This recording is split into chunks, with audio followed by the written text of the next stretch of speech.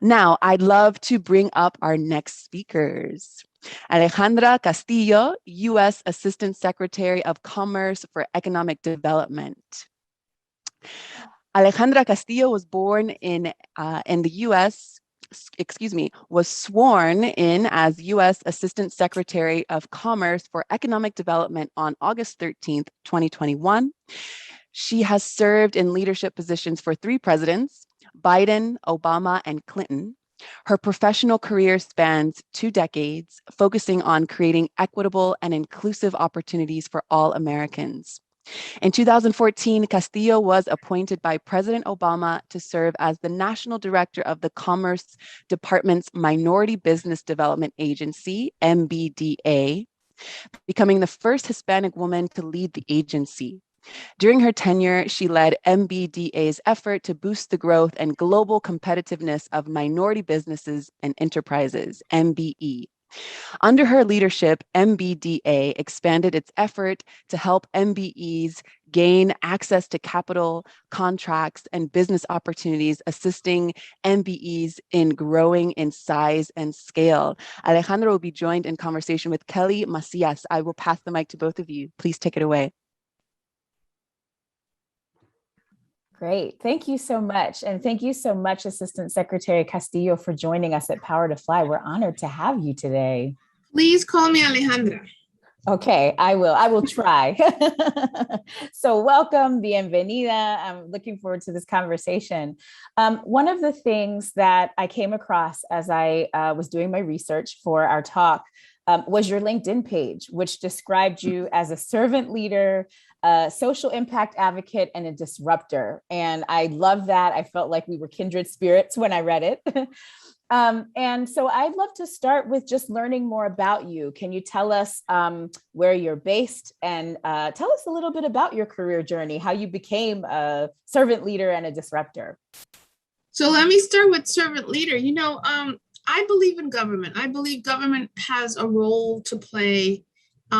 It's not the panacea, the end all be all, but there is a very important role for government to help shape what the future looks like, either through investments or other policies and the sort. So as a child, I grew up I'm a New Yorker. So I was born to be very precise, in Elmhurst Hospital, which unfortunately, if you follow the news in New York, Elmhurst was really kind of that initial epicenter of COVID.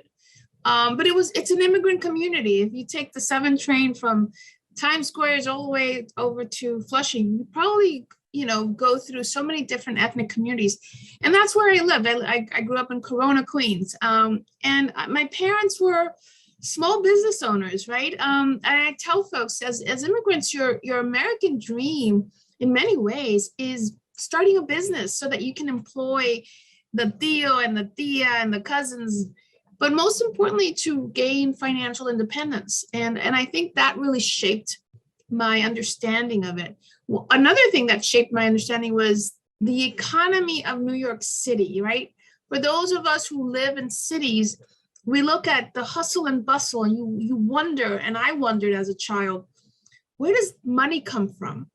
Why are people selling things in this store and not in this store? Why are neighborhoods more affluent than others? Why are schools have more resources? So I was that nagging child that always is asking questions, thanks to my parents who would indulge me as much as they could to answer some of these questions. So it piqued my interest in terms of economics, both formal and informal.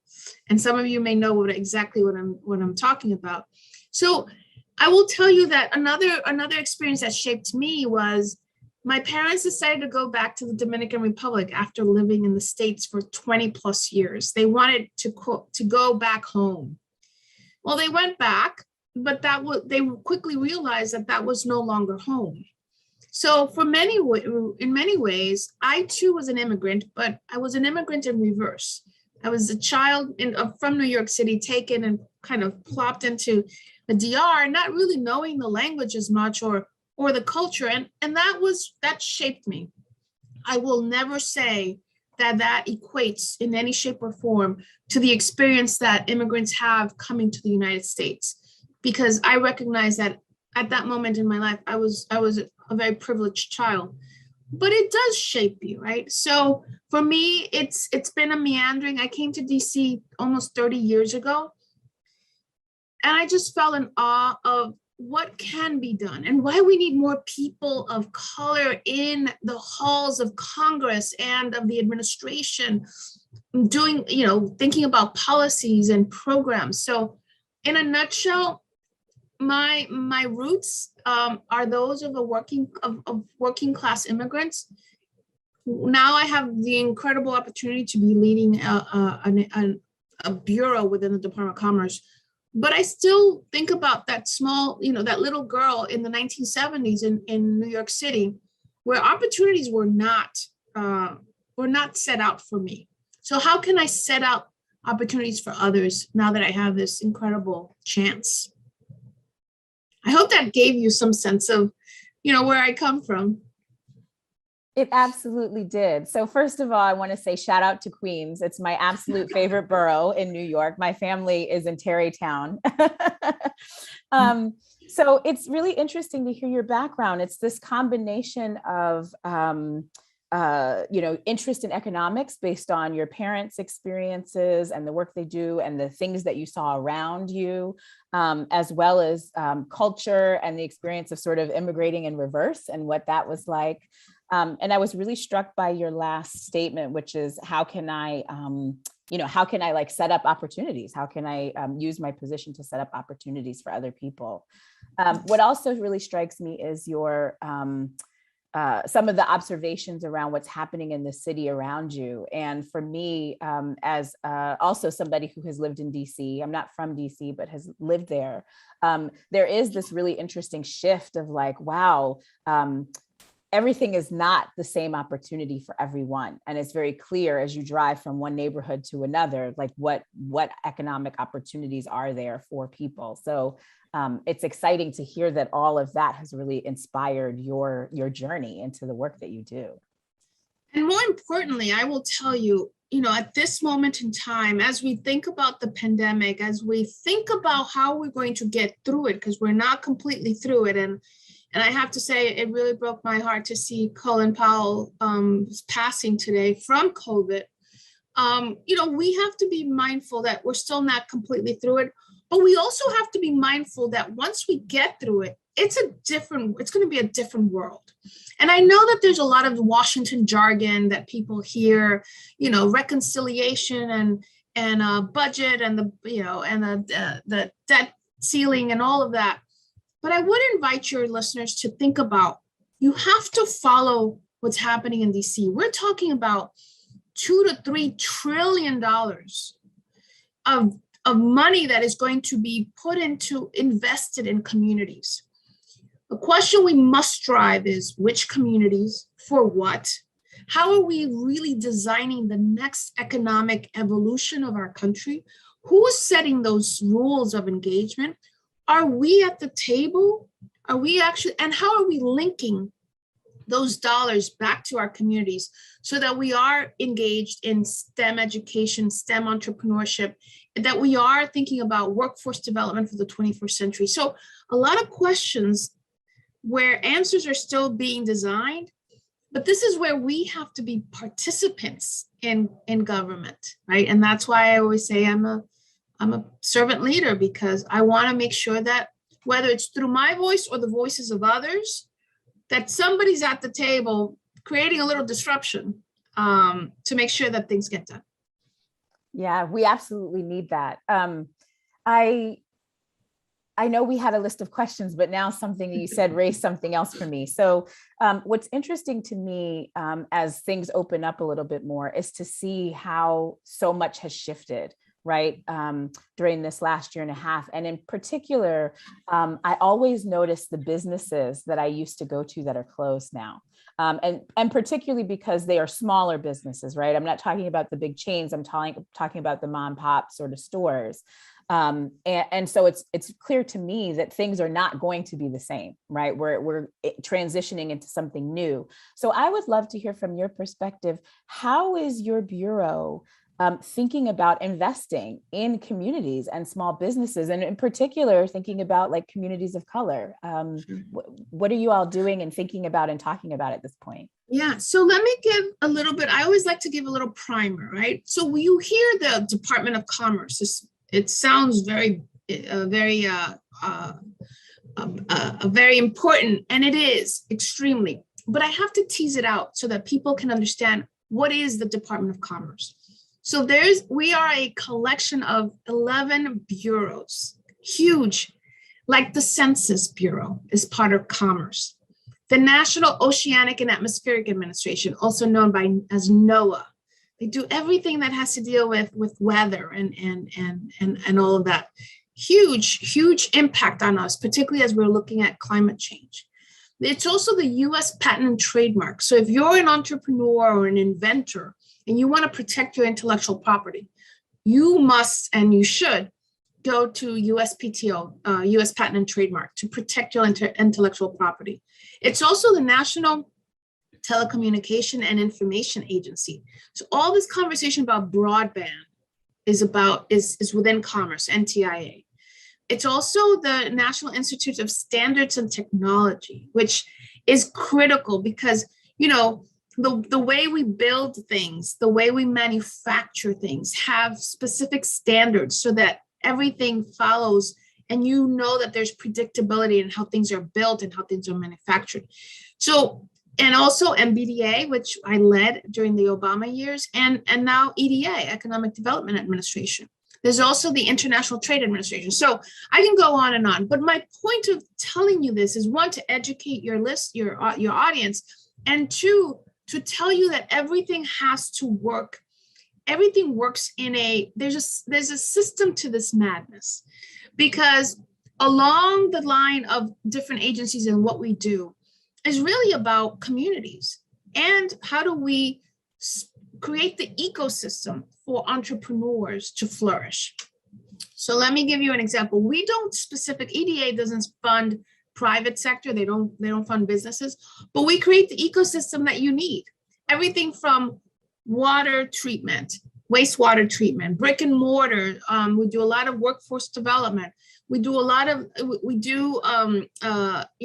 a lot of that, the stuff that sometimes you don't see, but boy, do we need it. Because when you open your water faucet, you want to make sure that water treatment is solid. So there's a lot of incredible things that we do with this transition. And let me go back and then I'll be quiet for a bit. Yes, everything has changed. It's not even past or present. It's everything has changed and will continue to change. What we need to think about is, how do we help those small businesses? If they weren't doing e-commerce, how do we help them with e-commerce? How do we help them pivot to businesses that are now coming down the pike? Where's the financing coming along, right? Because the challenges for small business, this is where SBA, the Small Business Administration, comes into play. They did a lot of work on the PPP loans, but we also need to think about cities. Okay, so what are cities going to do and what are they going to look like? What are the jobs of the future? So that's where technology and innovation comes into play. And that's where planning comes into play. That's why I want to invite your audience to think about, become an economic development planner. Give us the roadmap, help us develop the roadmap that's going to help communities. Don't let somebody outside of your community who may not know at all to give you, to tell you what to do. It has to bubble up from the community up. That makes so much sense to me. So it sounds like the EDA is not working directly one-on-one with businesses, but in a larger sense is kind of creating an infrastructure for these businesses and communities to thrive. Is that accurate? Absolutely. As well as with the technology and innovation that are going to get infused into these businesses as we move forward to again, unleash more economic opportunities. Yeah. It's an interesting time, right? That the pandemic has caused so much disruption, and yet also an opportunity for us to really think differently about how communities and businesses can thrive. You and I were talking in the green room a little bit about the impact on the economic impact of the pandemic on women. And so I would love to hear a little bit more about your thoughts about the impact on women, particularly women of color, and what the sort of forward movement looks like. Yeah, and I think we're going to post a couple of things on the chat room. One is EDA's what's called the American Rescue Plan, which gave EDA $3 billion, and we are going to be pushing that $3 billion out to communities across the country. And the American Rescue Plan, or ARPA as it's called, has 6 different grant opportunities, which I would very much encourage your audience to take a look at it. Well, the biggest one is, it's called the Build Back Better Challenge. And it's really, it's due tomorrow, but I know that a lot of communities are working on it because it's $1 billion that's going to go out to a set of regions to really spur economic development in various areas that communities think they need it. The other one is the Good Jobs Challenge, which is looking at what are the jobs of the future? How do we help create the workforce development, the workforce training, so that we don't just have this abrupt shift in jobs, but that we're actually bringing our young people, our workers into that fold. Looking at indigenous communities, because we're severely impacted by COVID. And other pots of dollars for planning and pre-development of the sort. But your question, Dr. Macias, is an incredibly important one. And the other link that I would love to share is what EDA's investment priorities are. And in that investment priority, you're going to see that equity is really at the top. Making sure that we're not just investing in the places that are predictable, but in places where we have seen that women and people of color have been so disproportionately impacted. Not just the urban areas, but also the rural areas. We have to be very mindful of where these dollars are going. So there's a lot happening, but I will tell you, even from a personal perspective, you asked me, where am I? I'm right now in Florida. And the reason I'm in Florida is I'm commuting between Florida and Washington. My job is in DC, but I'm flying every week because I don't have elder care for my mother. So whether it's childcare or care in general for our families, what the pandemic really told us was that as a nation, we have to not only think about hard infrastructure, physical infrastructure, water treatment plants, pipes, roads, bridges, ports, but we also have to think about the social infrastructure, childcare, workforce development, a lot of those efforts that hold up women and communities of color in a way that allows us to go back to work. So this whole conversation about the She Session has really shown another brighter light. You and I probably saw this coming. We knew it, we were living it. But for now, the country now cannot say that they don't know, right? So that's why these investments are critical. Yes, it certainly shined a light on what so many of us knew and were experiencing prior to the pandemic. I love the points that you made that the social and the economic are absolutely linked. And so if we're going to have solutions to economic development and growth, we need to have solutions for social infrastructure as well. So what I took away from what you said was there's money available and folks need to check it out and get on it. But that also equity is a priority in dispersing these funds, and that the approaches that you all are using are really community centered, right? And community led, which is a little bit of a shift in, I think, our perceptions of how government functions, which is also really exciting. And I'm curious now about your background, because you also were the CEO, right, of the YWCA. And so now you've got this current role, and I'm just sort of wondering, what are your observations in terms of engaging and bettering communities, and how how community-centered work is really kind of moving the needle forward? And that's a great question. Look, as I said, I believe in government, but government cannot do it all by itself. This is where partnerships and collaboration comes in. The role of the private sector, right? And your sponsors are already stepping up in that regard. The role of nonprofits, right? Is essential. In so many ways, nonprofits are picking up where the private and then public entities are not doing the work. So the role of nonprofit, and then how do we fund nonprofits? It's not just grants coming out of the federal government, but where's the philanthropic community when it comes to funding some of the hardest work that doesn't necessarily get all the glitz and attention, and yet is really hurting our families? I think about the conversation on domestic violence, which YWCA has been working on it in that space for a very long time. But then so many other areas too that are not, that are not the glitzy and in vogue, but that are essential to holding communities and really addressing community trauma sometimes. So there's a role for everyone to play.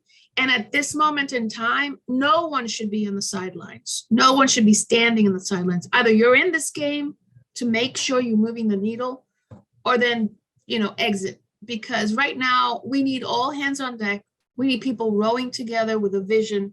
And that's why I go back to this conversation about we need to be planning.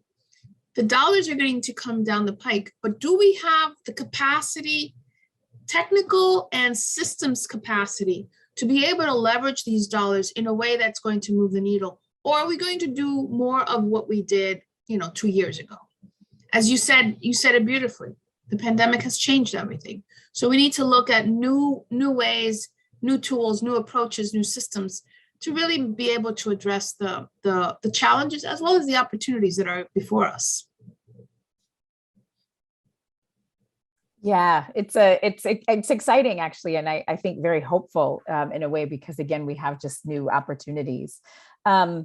So I'm curious for someone who is watching or listening, how can they connect with you and how can they support the work that you're doing? So you mentioned LinkedIn. You mentioned at the top, you looked at my LinkedIn account. I really rely on that type of social media. One, because I get to see what people's interests are. So definitely, connect with me on LinkedIn. And if you're thinking of like what is economic development and what that space looks like, and you want to leverage EDA, you can always reach me through my EDA email, acastillo@eda.gov. I'm a public servant, and I believe in the personal connection. So to that extent, but I also would say that join and connect with people in your communities that are doing the economic strategies, whether it's the mayor's office or whether it's your city councilman, who's thinking about what the economic landscape and the economic future of your communities is going to be. And chime in, make sure that they understand what the needs are, because most often this space is not very diverse, but we need to diversify it, and we need to bring in the young people who are thinking with an eye towards what the next 15, 20, 30 years is going to come by, and who are going to be the next employers or the next entrepreneurs, and be able to weave that into the economic development plans of your community. So absolutely, there are lots of ways to engage in this effort. I love that. And I am hearing you very clearly extend an invitation to people to create their own seat at the table. It just reminds me of Shirley Chisholm, right? That like you either, if they don't invite you, like bring your folding chair, because I have my folding chair all the time. Yep.